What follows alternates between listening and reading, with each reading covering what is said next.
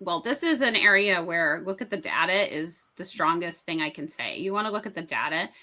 If the child has a behavior plan, then that means somebody is collecting data on what we call the target behaviors, right? And so the target behaviors are the identified behaviors that they have looked at and determined are impeding the child's academics and inability to access all of their education, right?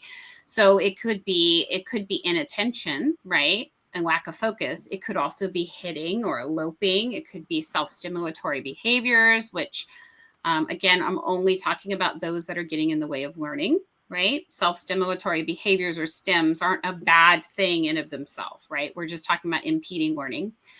And so if it's in the behavior plan, then there is somebody doing data collection. So let's look at that data collection and see what has changed. Maybe when the plan was written, the behavior only happened at transitions, but now it's not even happening at transitions. It's now happening whatever during math. I don't know.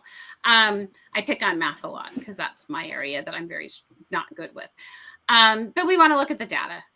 And honestly, this is a place where in my brain, because I really try to be polite in IEP meetings, but in my brain, when they talk about all the reasons that the kid is not whatever, in my brain, I'm always saying, well, that's your opinion. Where's the data? I want, that's subjective. I want objective data collection. And if there's a behavior plan, that should be available.